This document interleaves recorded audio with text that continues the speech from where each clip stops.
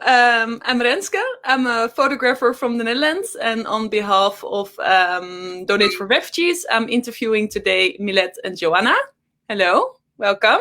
Hey, thanks for having us. Yeah, thank you for joining us. Miled and Joanna are the coordinators of Action for Education, supporting refugees by providing informal education and other practical support in Chios, Greece. I hope I pronounce it right now. Well, welcome Miled and Joanna, and thank you for joining me today, and thank you for everybody joining us here on Facebook Live.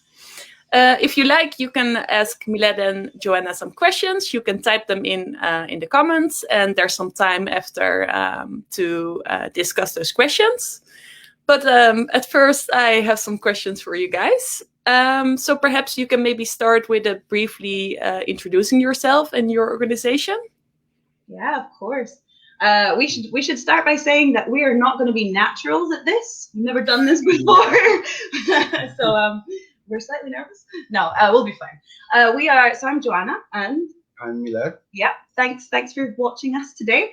We are out here volunteering with Action for Education on the island of Chios. Action for Education is I don't know, I always go for, it's a small grassroots NGO, but we're getting bigger and bigger and bigger, so I don't know if I can use the word small anymore.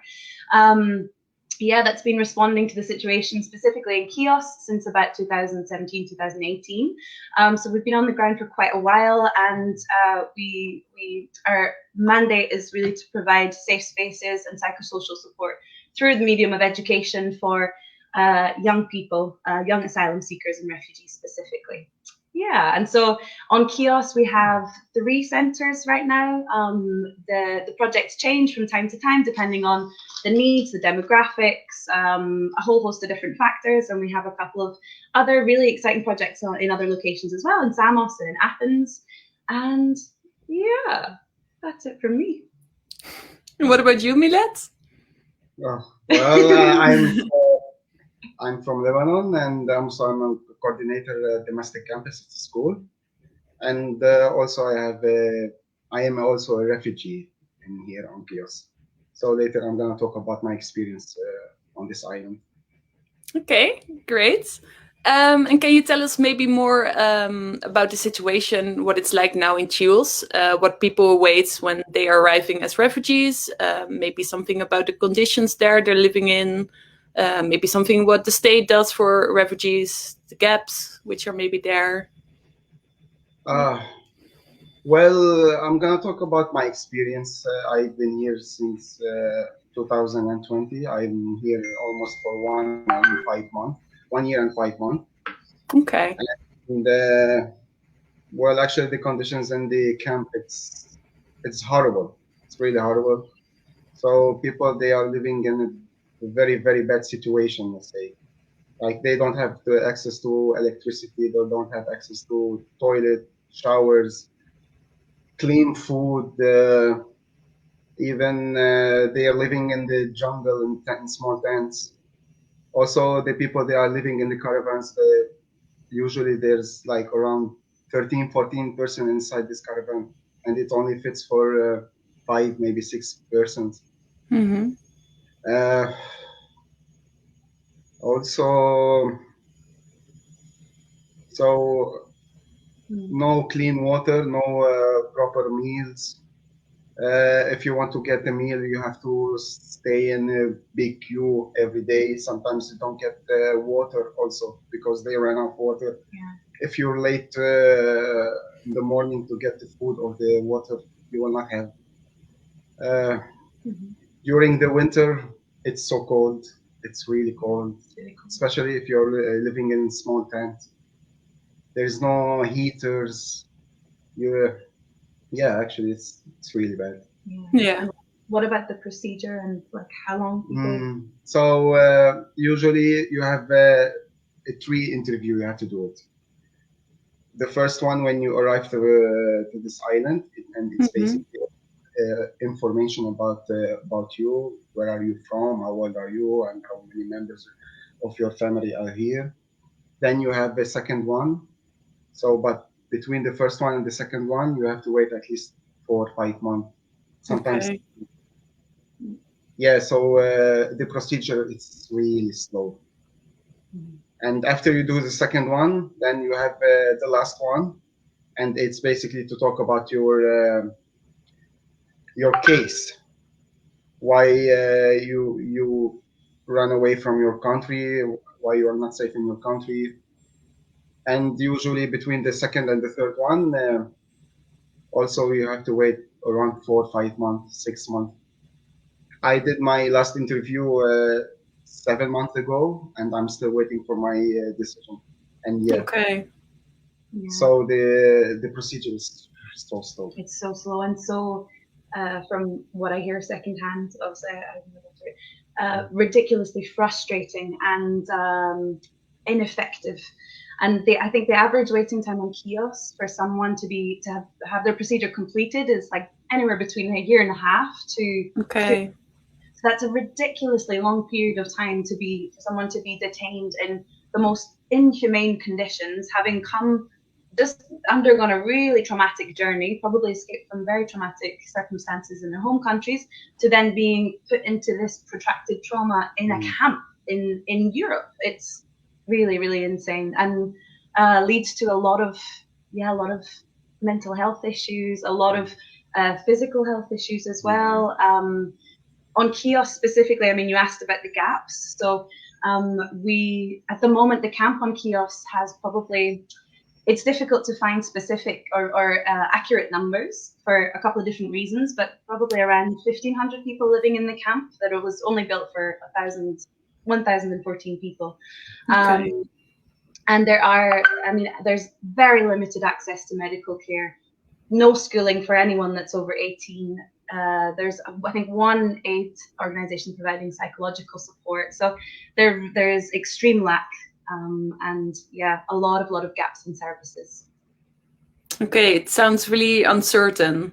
Like nothing's really certain. Like you never know what to expect when the next interview will come. Do I say that right?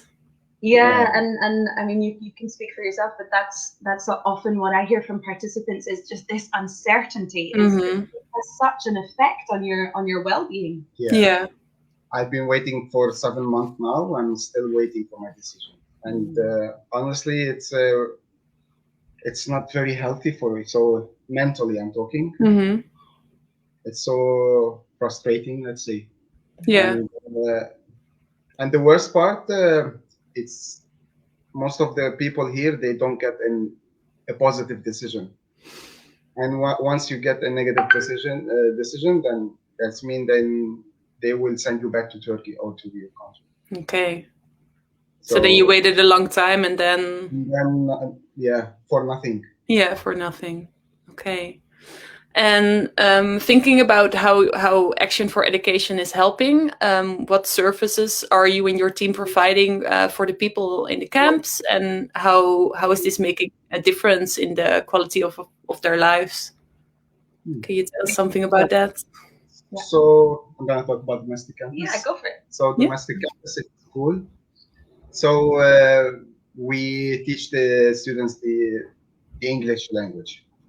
And also, beside that, we have the German curriculum now, which the students, they love it. And beside that, so as I told you before, the conditions in the camps, it's very horrible. So we decided to build showers for the students. After they finish their lesson, they can have a shower with the hot water, of course. And also, we noticed that most of our students, when they finish their lessons, they immediately go back to the camp because they are hungry. So we decided to build a new kitchen, and we will provide them with a proper meal. At least they can stay, they can eat, and then they can enjoy the space. And also, since there's no washing machine in the camp, so we decided also to build a new room. It's the laundrette, and we bought 3 washing machine and 3 dryers. Okay. So now the students they can wash their laundries once in a week. So we've been able to wash every day for almost 36, maybe 37 students every day. Okay, and what does it mean for them? Like, what change or difference does it make for them? Like, I can imagine, but maybe you can tell us something about the reactions of the students, or. I think it's a small changes for them, but for the better. What I'm talking about, if they want to have a shower, if you're living in the camp, you don't have access to a clean shower. Most of the people they go to the forest and have a shower there. I used to take a shower in the forest, and with the cold water, you have to fill it, and then you have to go inside the forest and you have to take a bath there. This is one thing. So at least now they have access to hot water, and also shampoo and shower gel. So I think the impact that we see, it's quite huge actually. It obviously for the past year has been quite a challenging time because the centres have been forced to close so many times with COVID, and so it's not so visible. We're not really able to. You don't visually see then so much, a change in people. But when we have been open, because our students, so they have access, for example, to the Mastic campus 3 days a week. As Miled mentioned, the kind of core of the session is then these 2 English lessons and the supplementary languages if they want to learn. But we're also doing vocational and recreational activities as well in the form of gym, art, music, all of these different kinds of things that the students really love to engage in. They're very keen. They're obviously coming there voluntarily and really want to engage, which is super, super nice. And so over time, you really do notice a change in people. You notice that they come in and it's their space. They really start to take ownership of the space and be more autonomous and ask for support. And I would say the impact that we see is huge. And I mean, you understand the students a lot better than I do, but they feedback all the time. They are so grateful just to have a shower. As Mino mentioned, even just that very basic need, meeting that very basic need is so fundamental.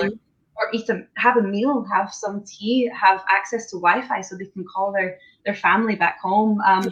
Really basic things which actually go a mile, And when the centres have been able to be open, I've been here for quite a while now, and so it's really nice when we have had students that have been with us for a year and a half, and you notice their like linguistic progress that they make, but also in themselves, like them just growing in self-esteem and in confidence, and also engaging with people of other languages, like this multicultural sharing. It's so special to watch and to be a part of. It's really nice, and we really believe that what we're doing in the centres, and I've seen it myself, is setting people up to engage in lifelong learning and to be able to be better prepared in the future for opportunities when they go maybe to Europe or wherever they end up next. So that's one centre we've spoken about on Chios. That's the Mastic campus, which is for 18 to 23-year-olds, men and women. We've got our women's only group, which you've never been in. I can be there. But it's amazing. It's so special to just have that women only environment. It's lovely. I don't know if you want to hear about our other 2 centres. We also co-implement a project just at the gates of Vial. It's co-run with Metadrasi, the Greek NGO, and what we're doing there is running like a high school for 14 to 18-year-olds.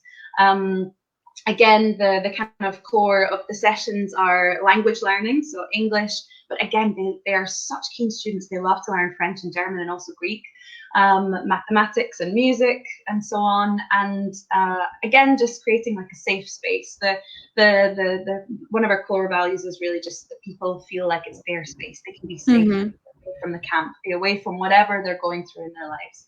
So that's for 14 to 18-year-olds. And then we also have the venue that we're in right now. I don't know if you can see it. It's a computer lab. Maybe I can whip around the laptop later. It's our latest project. It's in Chios town. lately we've noticed that there's been a kind of shift in demographic. Many people moving towards the town. There's a really big population now. Living here, about 800 people probably, and there are no services here either. And probably the majority of those people are recognised refugees now. And whilst aid organisations are supporting asylum seekers, there's nothing or very, very little, particularly from the government, infrastructurally to promote integration.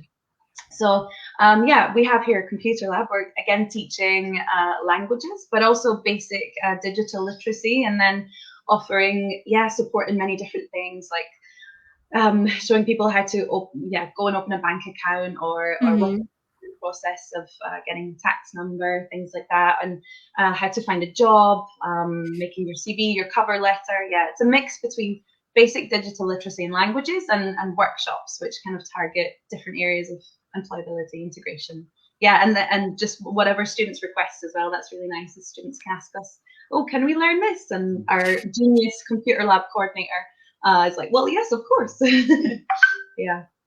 Good. Yeah, it really sounds like you're making a difference to give them a little push for a better start or a better next step. Yeah, we hope so. We really hope so. As we say, it's been so challenging in COVID, knowing how to respond appropriately and just also keep people safe. Because that's paramount, of course, is not spreading the virus. But yeah, you already mentioned the virus before, but I think it's fair to say that 2020 is proving to be another very challenging year for refugees across Europe.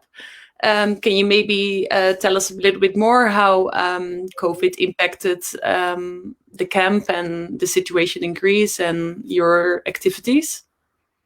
Yeah. Was there a lot of fear, or? It's a good question. Yeah.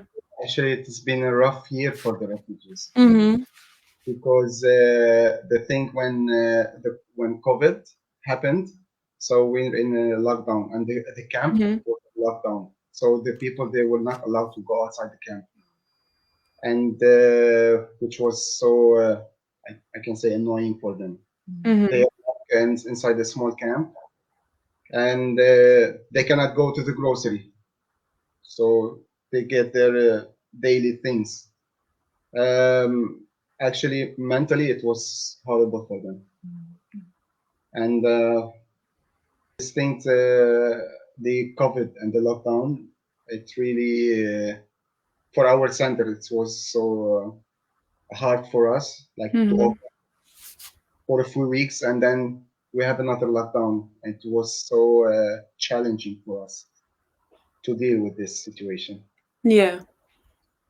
I read also something about you did online classes while the lockdowns were there. No, the Telegram. So we did a small group on Telegram, and it's to deliver lessons, English lessons for the students, and which was perfect. We did manage to communicate at least with the students. Yeah. And also we most of the students, they don't have data inside the camps, so we did a small crowdfunding. Funding. Yes, crowdfunding. And we managed to get I think around 1,200 euro, and then we provide the students with the data. Okay.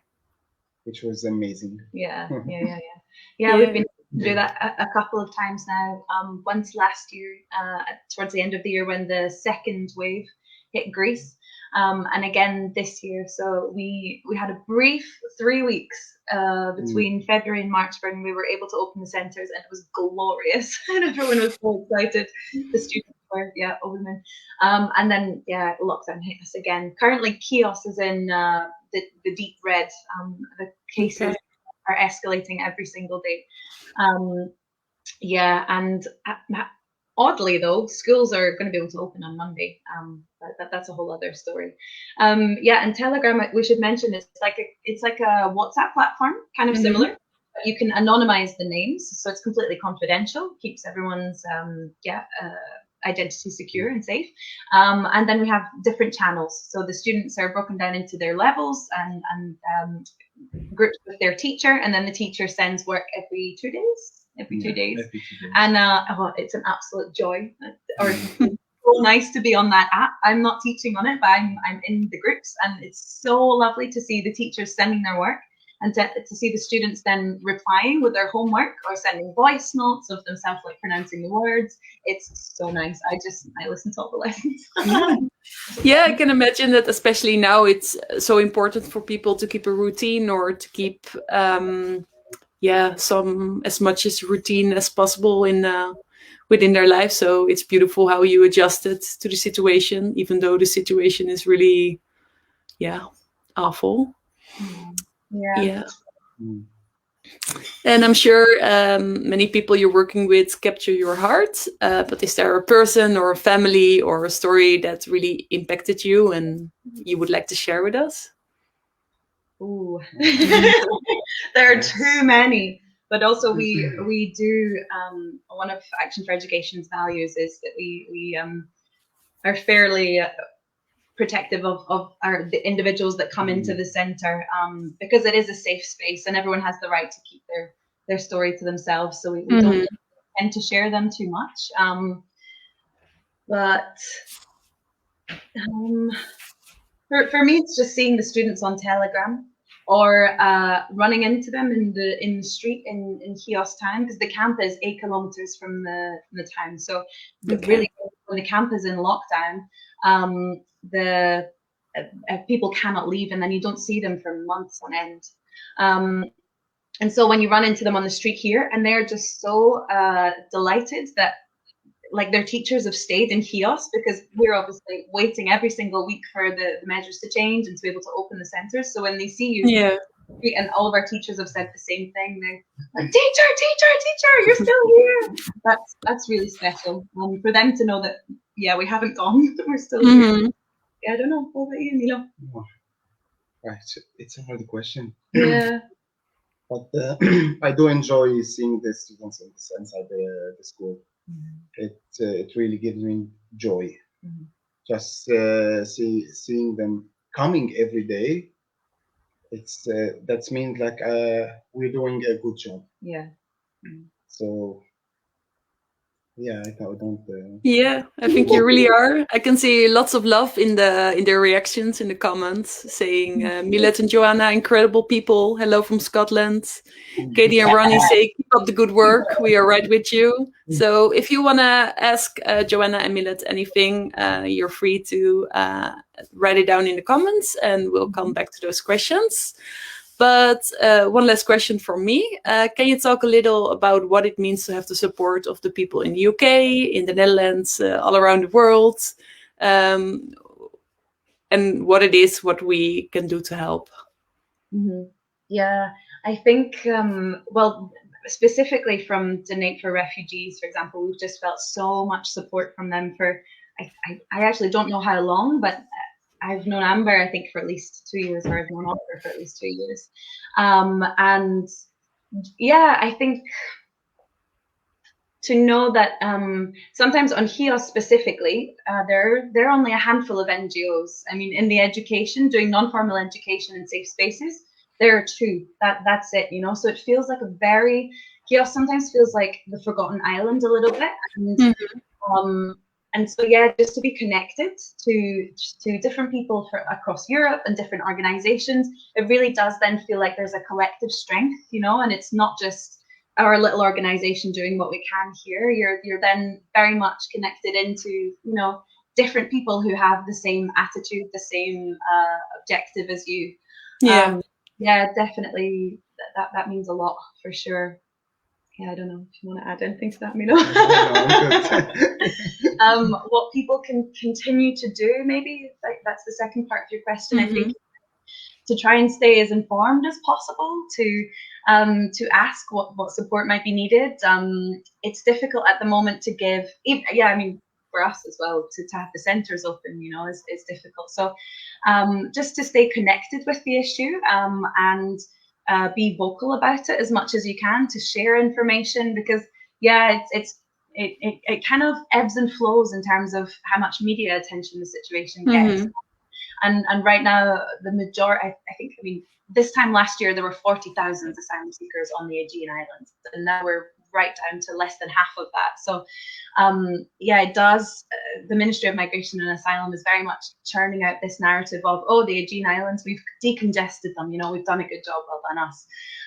And so it is getting less and less media attention, but the situation remains, you know, it doesn't, for me, it's even not just about the quantity of people, it's still right now 1,500 people that are really, really struggling and suffering in Vial camp. And that still has to mean something, you know, and to also structurally then make a change, we need to continue to be vocal about it and you know, share on social media, get involved, get informed. I think, yeah.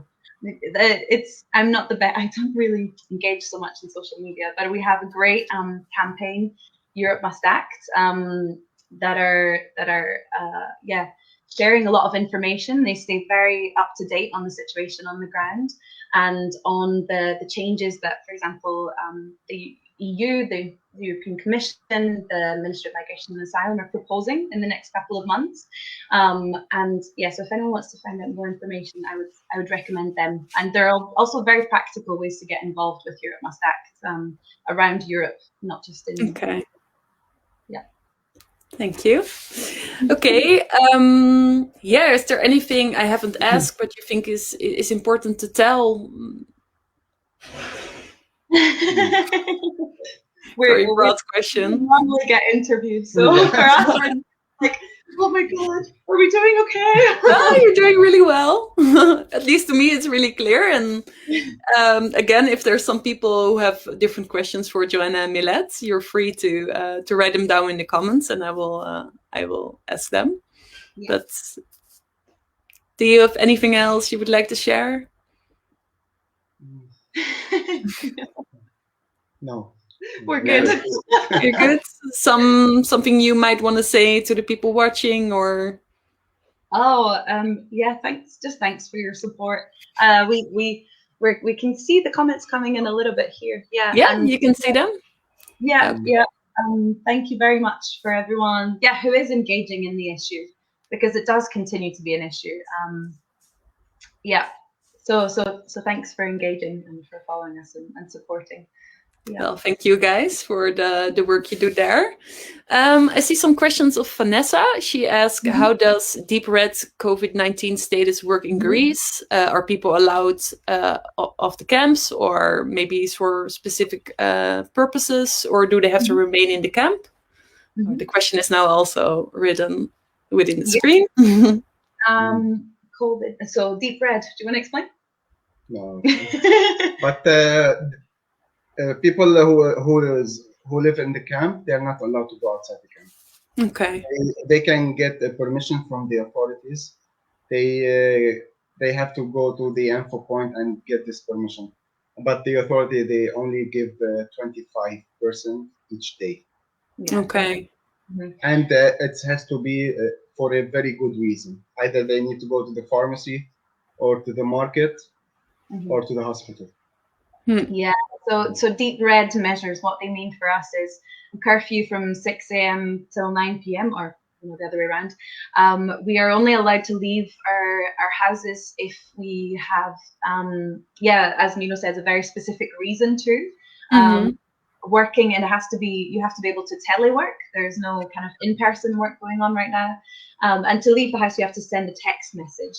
So for asylum seekers, they, as Mina said, asylum seekers are not allowed to leave the camp because they don't have permission to, and so they have to be granted this permission by the info point. But what's so important to mention is that the info point is always understaffed, usually closed. And I mean, we hear ridiculous things like, "Oh, the info point doesn't have paper today, so they can't issue an attestation." You're like, "What?" Yeah. And if you're a recognized refugee, you're then able to send a text and show the authorities your text and leave. But there are many people being fined 300 euros for breaching these measures. And I don't want to misquote this statistic now, but someone did tell me the other day, a legal aid organization told me the other day that I think as high as 70% of the fines that have been issued across Greece during the lockdown have been issued to foreigners or like non-nationals, which is shocking. I mean, an asylum seeker gets 75 euros a month to survive on. How can they pay a 300 euro fine? It's really crazy. Yeah, so that's the deep red. Yeah.